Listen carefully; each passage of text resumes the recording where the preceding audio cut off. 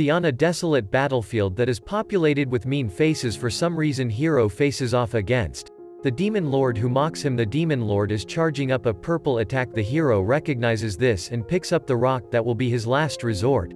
The demon's spell creates a huge rock in the sky, and it heads towards the hero. But high school physics being what you are, the smaller rock wins the speed battle and pushes the bigger rock back and destroys it for good.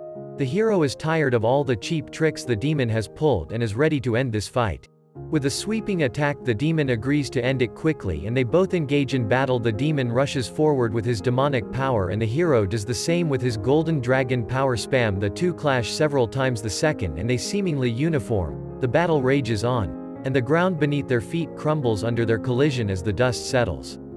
The demon lord looks the worse for wear with his breathless and torn clothes. The two stagger towards each other, stabbing each other right in the chest without a care for their own lives, and when the last bits of life escape the hero's body, he is simply glad that his battle is over and he can finally rest.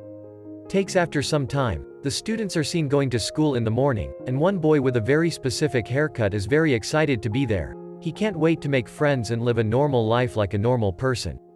My normal students who are stretched out in the halls like hello, it's a very normal day, in which other students find it strange, but they don't want to directly interfere so they don't say anything about it, but it's hard for them to keep their distance when he walks in to directly introduce himself to them as Blade. The guys introduce themselves as Chasm and Clay, and the girls are Jessica and Claire. Blade friends emphatically announces that he's here to get one, and asks if Claire wants it. Blade agrees to be friends with them and is very happy that he already has 4 friends. He is now trying to make 10,100 friends at school, when their conversation is interrupted by a red-haired girl, reprimands them for rioting.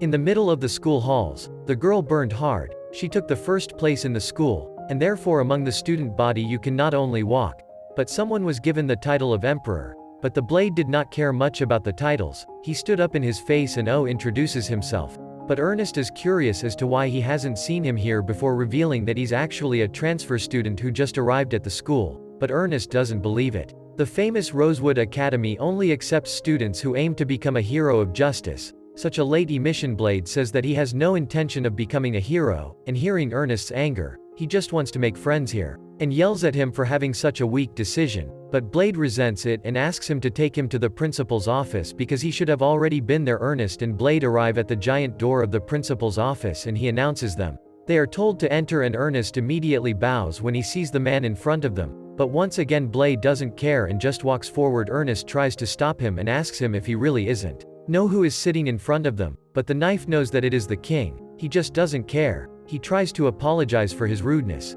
but the king is not offended in the slightest. He praises Ernest record and says that starting today he will be the new headmaster of the academy. Overhearing this, Ernest begins to express his happiness that the king himself is being instructed. While the knife stands there, having enough of the king stroking his ego, observes what happened and tells him to shut up and get out of his office, but in a more polite way. The king only wants to talk to the knife, and now Ernest is angry that he's getting all the attention from the king, and Stomps asks the knife why he did it to the king. To go and do it because Ernest must hate him now. The king says he's here to help rehabilitate him as a hero and make some changes to the curriculum to help him regain his strength, but Blade doesn't want that at all. He wants to be a normal person now, but the king doesn't want to let him become normal. He wants him to regain his strength. Even though the demon lord is dead, the Blade will return to the training grounds later runs, where a group of students are working on their training. He sees Ernest's strengths and she asks him what he's doing here because it's an advanced class, and Knife says that when he took the test for the lower class they told him to come here, but he doesn't buy it, and when he shows his target to prove this, then he thinks he must have bribed someone to get into the advanced class, or at least tricked him into the academy, because the academy never accepts someone who doesn't want to be a hero. Doesn't accept. But once again he wants to be friends with 100 people, so he starts asking everyone on the training ground to be his friend. While Ernest is still talking, he tells him upset that he's not paying attention. He says he'll listen to her when he's there, talking, but then he puts his hand on her head and tells her that he's still listening to her. She's embarrassed by this and draws her sword to strike at him, but he dodges the blade and the lamp goes out. Cheeb hit the wall. He was surprised that he avoided the strike, but before he could say anything, another student came up and told them that the teacher had asked all the students to collect knives. Missing the opportunity to be friends in order not to lose, he introduced himself to the girl and asks her name, but she doesn't answer at first.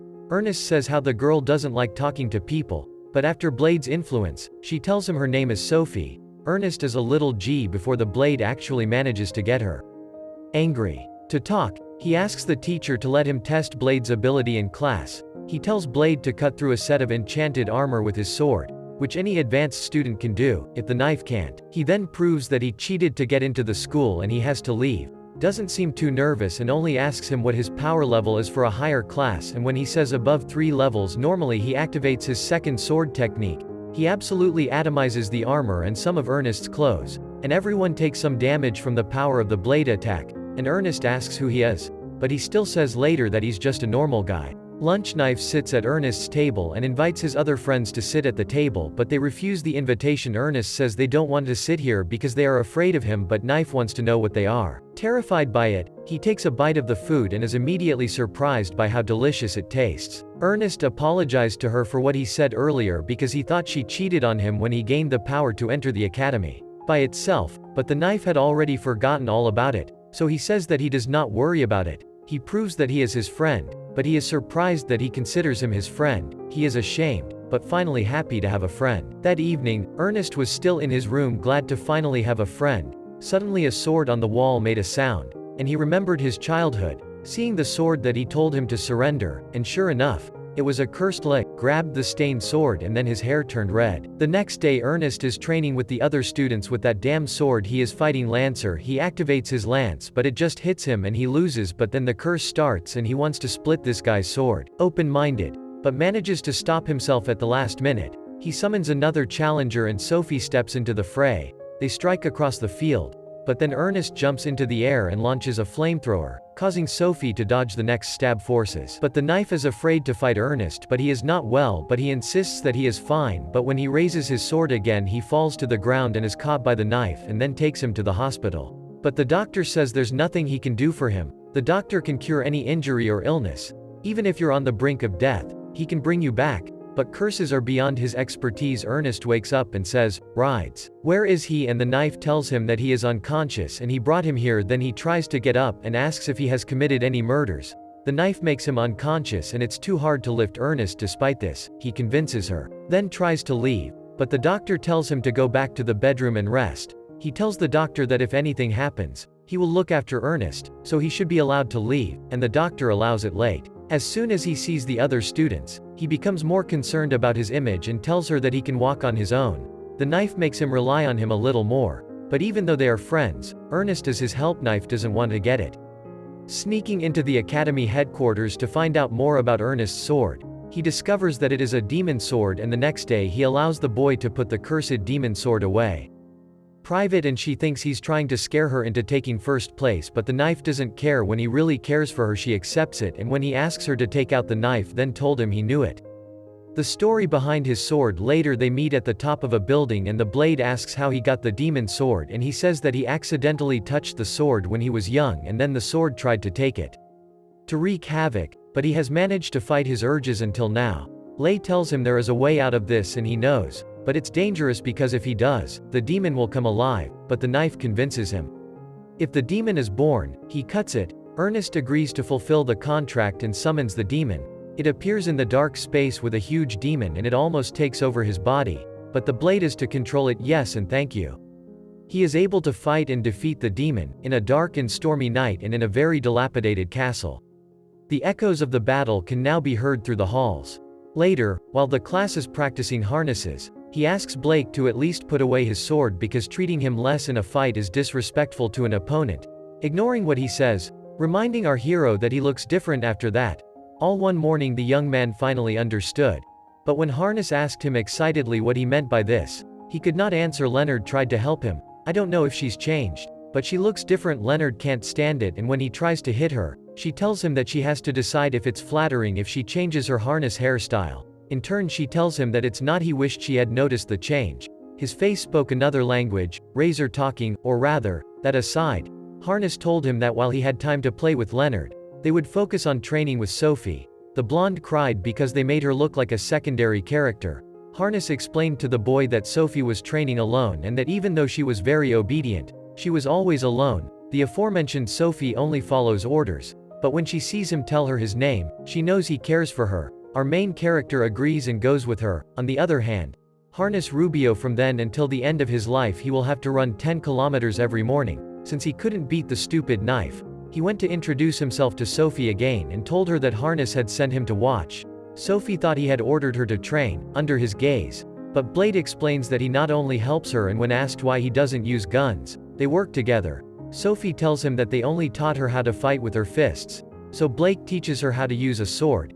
Asked if it was an order, and again Blade had to answer that they were friends and that friends should not remember to help each other. And that of course it was not an order, you should not train with it, if you don't want. Sophia agreed to train together, but before they start a new campaign and the lesson ends, our hero is disappointed. And Sophie's face does not help to improve the atmosphere the next day. At first, Sophie couldn't damage the armor, so Blade said that she could channel the power as she realized that she would have a chance to split, as another extension of her body to drink into the sword.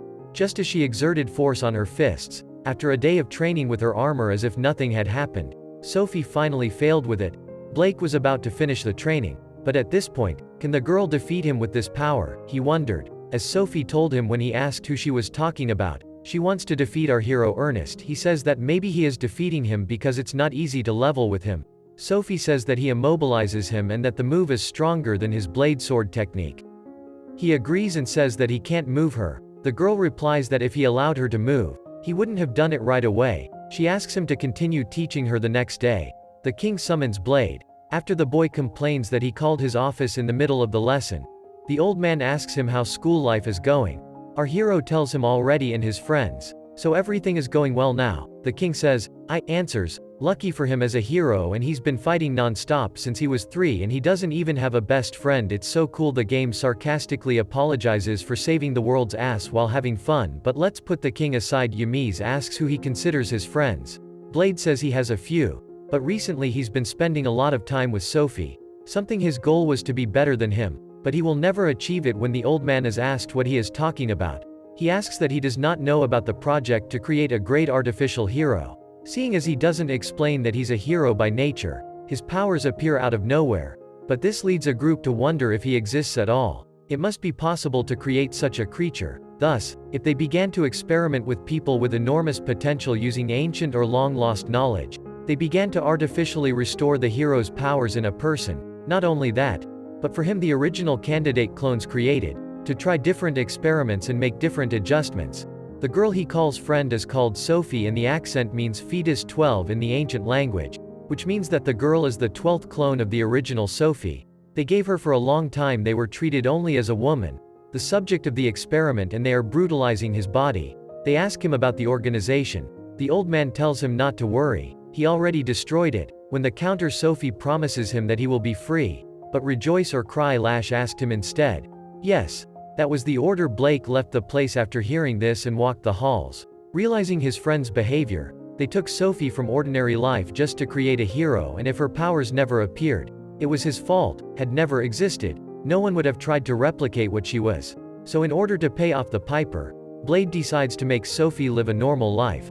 The problem is that he doesn't know what it is. So he decides to ask his acquaintances what it is. He was the first young doctor to go, and when he heard her question, he was proud of her and finally became interested in these matters. Sudak answered that youth means love. After that, he went to ask Leona, who gave the same answer. Then he left with these two and heard the same answer again. She then asks them to teach them what love is. Claire tells her that she needs to meet that person.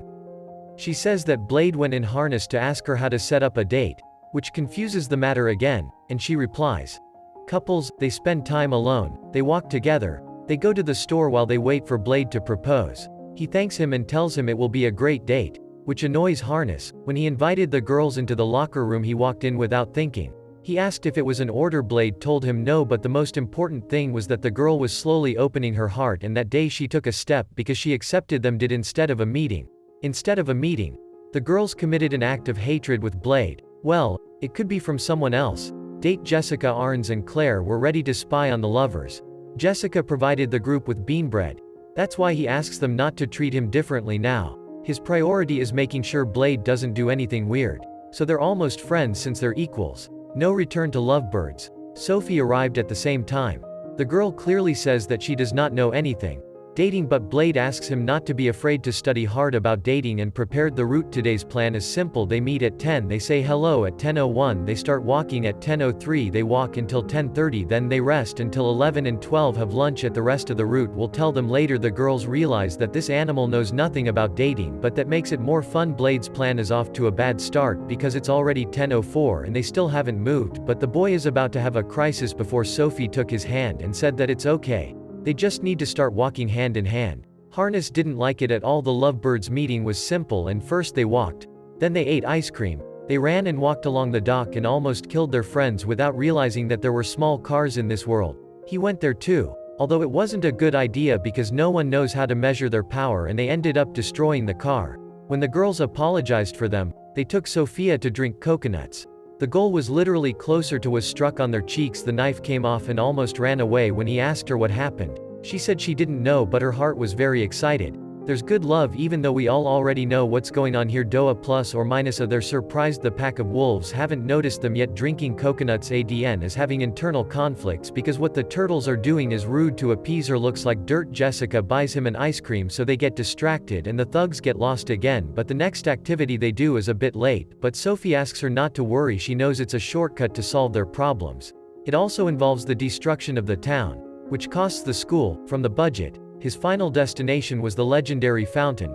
Sophie didn't understand the special aspect of it, and Blade told her that he didn't either, but it must be legendary. Sophie tells him that she is very happy to see him when they sit down. She feels that they are closer now. So if you want to know why he did all this for her, he replied because they were friends. I think they were for real, but if she tells him she will agree to be his friend, and since I heard friends don't keep secrets from each other, she has something to tell him. He is not a normal person. He is an incomplete experiment created to be an artificial hero. And although he is not perfect, he can use the hero's powers, which surprises Blade, not because of what happened, but because of what he told him and the girl. It can change because it gives him a performance just like a legendary hero. Laws of physics. But he has no control over his powers at all.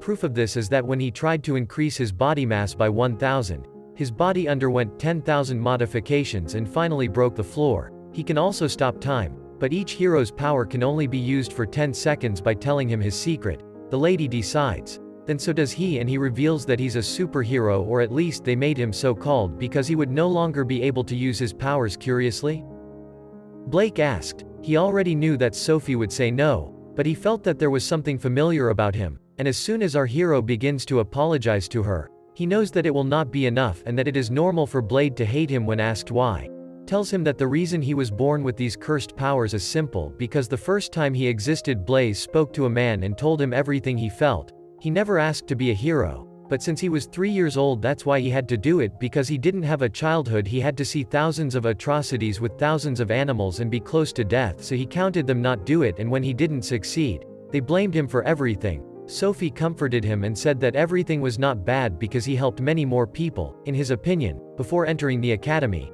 the king gave him a tour of the kingdom. Allowed to travel, he was able to visit many cities where, speaking of the hero, he could see the face of hope and life in the people who gave hope to the world. And he should be proud of that, because Blade tells them that he just can't. Then Sophie, he's proud that he grew up to be a great artificial hero because now he can try to be as great as he is. Which Blade overhears, so he doesn't have to worry about his past as a hero again. Decided. Sophie respects him, decides, and tells him that as friends they should have secrets too. The knife quickly devoured the curry. His friend looked at him wondering how a man could have such a large appetite. Her napkin, seeing both the knife and Sophie's romantic tension, makes Arness jealous and stops them from acting like lovers. Claire and her group ask Arness if she can join them for lunch. He was embarrassed, but he didn't need to because Blade never cared about their clothes, and even now the artist doesn't mention that Claire and her friends were promoted to the higher classes. Just like Blade, Chasen Blade said that they only wore the clothes they chose now because they were promoted. So the girls asked how they would show themselves again. The very cold Leonard decides to be Jessica's savior because the Blade doesn't realize he's flirting with her.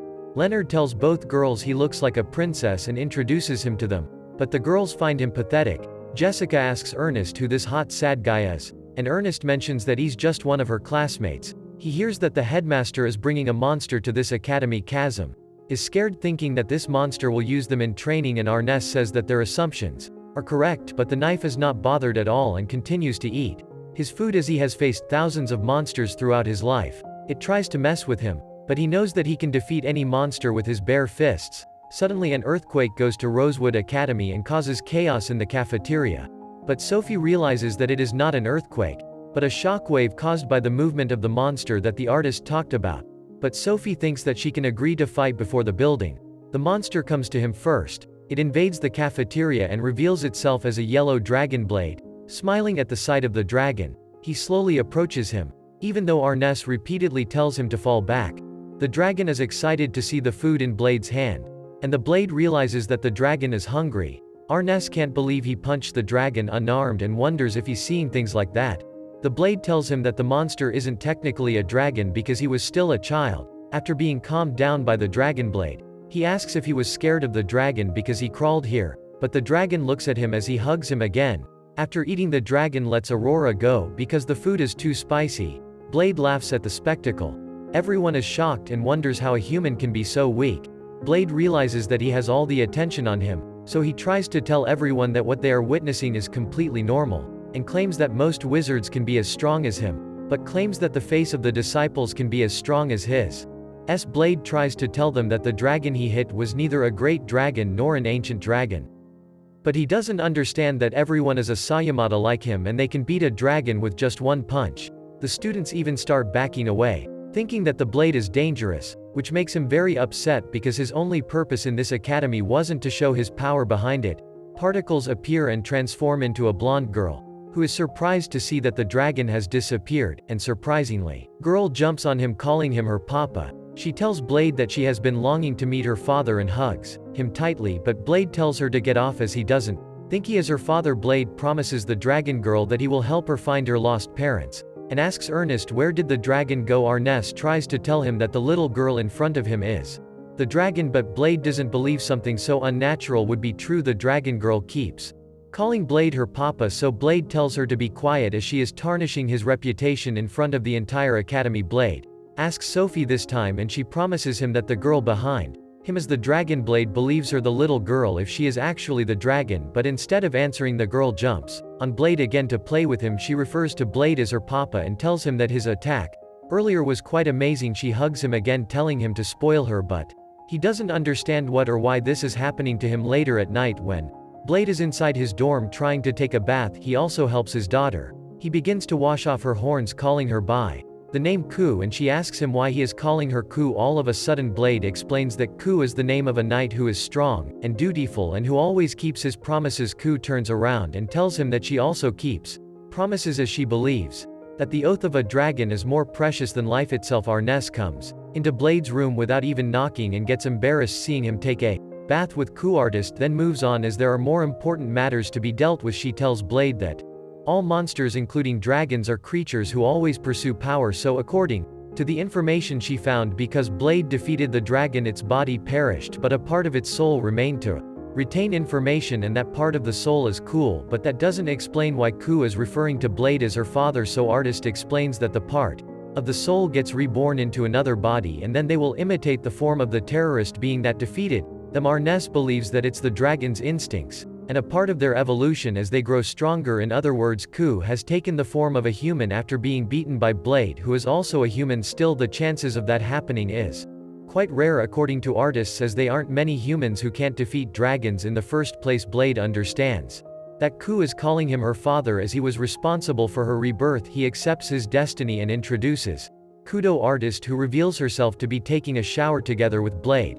And that makes Arness furious, realizing what a shameless degenerate Blade is. She kicks him in the face and immediately leaves his room as she no longer wants to see his face. Later, Arness goes to the cafeteria and sees that it is being prepared, but she gets furious once again as she sees Blade and Ku walking together, who asks Blade to treat her to some food, but he tells her to get some herself if she is so hungry. Still considering that she is just a child, Blade decides to feed her, and Ku tells everyone that she loves getting fed by her papa and finds it thousands of times better than eating by herself. Claire wants to feed Ku as well, but she doesn't even want to interact with them, and calls them mere humans who aren't even worthy of eating together with her papa. Blade tells Kuna to insult Claire anymore, but she is persistent about being the only one who should get his attention. She even gives him instructions on what he should do every day and tells him that he has to take care of her every single day from now on. She gives him detailed instructions on what he must do, and Blade agrees to do everything for his daughter. All of Blade's friends call him a lowly being who is such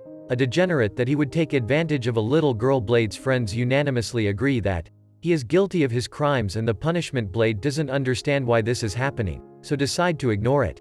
At first his reputation is ruined, and now his friends don't want to talk to him anymore. He doesn't understand that it's all because of the dragon girl, and he sits in the corner sulking alone on the training ground. The other students tell Ernest that the Blade looks like he really wants to train with them, but Ernest doesn't think he deserves to support someone there. Walking around the academy and seeing his Blade, he is more than happy about the chance to fight his father and jumps down to train with him, asking if he wants to join him in training. He can't wait to show off his strength and gets ready to fight him, but Claire's group stops them as they ask how they should train from day one. Jessica claims that what she specializes in is espionage, so Blade advises her to train with Sophie as they would make a good pair. Paul advises the others who left the Blade training grounds. So as Blade wonders where he is now, we see that Ku is actually just walking around the academy, and he sees a few of the students doing their training, is interested in joining them. One of them even asks who he wants to be friends with, but Ku thinks he can't get along with them because he's a dragon, so he runs away and accidentally blames whoever is conveniently standing in the corner, takes him back to his room, and then tells Ernest that he's sorry since the coup happened, but he's sorry to go home since he's been playing alone with him. He also knows that Sophie is there and happy that everything is going well. Then he sees the knife looking at the moon and stars and asks if he wants to be friends, but the Ku claims he's fine alone, which the knife couldn't agree with. The next morning he forces King Kuss to be a foster father because he doesn't want to play with it anymore, to be with Nave. Nave starts looking for her and finds her in her room just playing with dolls. She realizes that Ku wants to be friends with her friends, and actually everyone wants to be her friend, so she realizes that they both have similar goals and it hurts her. He asks the underclassmen to come to the training grounds and fight the Ku with them so they can finally be his friends. The other upperclassmen kneel in front of the students so they agree to the Ku. The king officially organizes the battle and the Ku comes there in his dragon form. For the knife fight he tells Ku to fight fair before the battle starts, and you can see how he enjoyed this video shows. Begins with Blade and his friends at the academy where they are training to fight a dragon named Company. They split themselves into squads and each squad fights the dragon in their own way. The dragon is strong, proves easily overcomes many students. One tries to attack the dragon with arrows, while another attacks with his swords, but all of them, despite their great strategy and enthusiasm, are unable to find the dragon's weak point. Watching the battle, the king is shocked, but notices the problem: their regular attacks have no effect in the dragon's armored scales. It is interesting to see what they will do next. The students think of ways to deal with the terrible dragon, who tends to the wounded in one corner of the battlefield, and Blade appears to be waiting for something. When the king asks him what he's waiting for, Blade replies that the battle will end before anything else happens. The intensity of the fight increases and Blade tells his friends that this is their chance to win. The king doubts Blade's plan will work, but he is surprised when he sees the dragon fall to the ground, revealing that they dug a pit to trap it. The king realizes that they are fighting with all their might, but still doesn't understand what they are planning. Blade explains to the king that they set up traps during the war to ensure its success.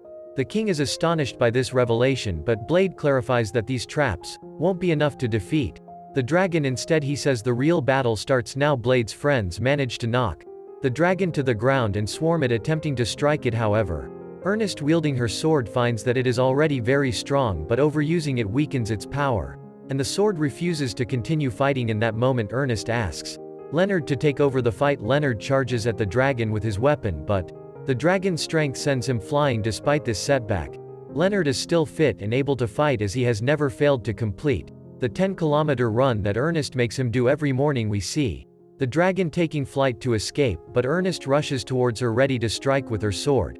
As the dragon falls to the ground after they blow their friends, Sophie quickly follows up with a powerful strike before it hits the ground. After a long and exhausting battle, we see all the students tired and worn out. Ernest decides to use her powerful sword again, and asks Leonard to reveal her tremendous strength. Leonard, however, informs her that he can no longer do anything as he has reached his limit. Ernest becomes angry with him and shouts in frustration. Then unexpectedly we witness the incredible power of Ernest's sword, with energy radiating from every part of her body. They all join forces to support her, with each student holding hands to channel their strength to Ernest. The scene reveals a side of Ernest that they have never seen before, as the power surges through her. Blade proudly informs the Dragon County that this is the power of humans attacking Her just when County thinks she is about to be defeated, the students set off explosives, creating a massive blast. After the smoke clears, we see everyone. Exhausted, Blade approaches Ko to console her, but she believes she has disappointed her father and will be abandoned. Blade reassures County that she is not weak, but the humans have shown their incredible strength. He tells her that they would gladly accept her as their friend if she confesses her defeat. County agrees, and everyone is overjoyed with their newfound friendship.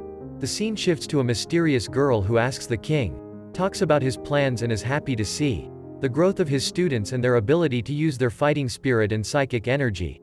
The girl asks about a certain device, and the king confirms that it is a virtual reality magic created from a lost horn, the so-called science. He looks forward to its completion. Knife and his friends are seen with Ko. A new girl approaches Ko, wants to taste his food. Ko refuses, but she friend convinces her, and Ko enjoys a Knife talking to Ernest about something special. Everyone is shocked, and they ask him not to talk. Then Claire tells him that he hasn't changed at all, interrupting her to say that he has changed completely, which makes Ernest very angry, and he tells Leonard to ignore Blade's words because he is still beautiful despite his looks. Blade then tells him that he is overweight, which angers Ernest, who tells him such things, says to ignore it, and she starts crying and leaves them. Then Sophie says what Knife did was wrong, and she wouldn't be surprised if their relationship ended. After that, Claire says that it has been 3 days since she secluded herself in her room. Then Ku asks about the meaning of ended, and she tells him that they are no longer friends. Blade gets angry, wanting to remain friends with Ernest, and apologizes to her. He expresses his desire to keep their friendship intact and seek her forgiveness, so they advised Blade that his impulsive behavior would only make Ernest angrier. They decided to go with him to earnestly apologize and beg for her forgiveness. They all realized they were now true friends. When Blade heard this, his eyes welled up with tears, and he thanked them all for standing by his side that night. They all went together to Ernest's house to apologize. When they knocked, there was no response, and the door remained unanswered, so Sophie, who had a spare key, decided to open the door herself. Inside they found Ernest seemingly crying, but as they turned on the lights, they were shocked by what they saw. Ernest was eating sweets in a very peculiar way. It was evident to Blade that the reason for her weight gain was excessive sweet consumption. He asked her if their friendship was truly over, and Ernest clarified that it was not the case. She loved them all and never intended for them to see her like this. Blade was relieved that their friendship was intact, and upon hearing Ernest say she cherished their bond, he was overjoyed. Blade then decided to leave, but the girls grabbed him by his clothes, insisting that he must talk to Ernest because she seemed desperate. They explained to Blade that Ernest had been consuming too many sweets, which could be detrimental to her health in the future. Blade, flustered and unaccustomed to dealing with such matters, told them he didn't know what to say as he wasn't good at talking to people. He recalled Leonard's way of speaking to Ernest and decided to emulate him, placing his hand on her left shoulder and assuring her that they would help her overcome her excessive weight. He emphasized that all she needed now was intense training. Ernest's face looked puffed up, and her stomach enlarged due to her obesity, but she decided to heed their advice and start the exercises the next morning. Blade, Ko, and Ernest began their rigorous running exercises. Ernest appeared extremely exhausted, and her excessive weight was evident, making it difficult for her to pick up the pace. Then they moved on to another exercise, with Blade encouraging her to keep going. County cheered her on from behind, playfully imitating monkeys. They continued with abdominal exercises, but Ernest struggled to do more than 3. Losing weight was still quite challenging for her. Afterward, they went to a restaurant, and when Ernest saw her small meal, she didn't like it. They reassured her that it was sufficient for her to cut down on calorie intake and start losing weight quickly. On the other hand, we see Ernest entering the hot sauna. When she came out, her friends were waiting for her to measure her weight. However, when she stepped on the scale, it started spinning multiple times, and finally, however, when he looked at the weight, he was surprised to see that it had not changed. Ernest could not believe that his weight had not yet decreased. At that moment, the Knife was looking over the bar, but they hit him with something, which caused him to fall. His friends dreamed of an easy way to speed up his metabolism, and Ernest went under the Knife to a certain field. She handed him her sword, and explained that it was test field number 2, protected by a powerful magical barrier, ensuring no one gets hurt. Ernest believed that the field and the sword might help her lose weight faster. Blade was entrusted to assist her in case anything went wrong. As Ernest used her sword, flames erupted around her, engulfing her entire body. She appeared to be in extreme pain due to the intense heat. Her friends arrived at the scene, surprised by what was happening. Blade explained that it was her sword's inner monster speaking. It informed Ernest that her body was being consumed and would become a powerful flame immune to physical attacks. They were witnessing a demonic form that had not been seen in generations. Ernest sarcastically mocked her opponent, saying she was burning a lot of calories and must have exhausted herself. The inner monster revealed that maintaining this form required an enormous amount of energy, about 1,000,000 calories per hour. Ernest was thrilled by the news and decided to transform again. This time she grew a terrifying tail. Claire, her friend, advised her not to lose her human side, to which Ernest jokingly replied that she was delicious. She quickly reverted to her original form when Blade used his sword's power to knock her down with the force of the wind, the problem of heavy sweets reoccurring and causing him to gain weight again. Knife and his friends are shocked that he is back to eating so much, but Ernest convinces them to calm down, as he can turn into a flaming demon and burn up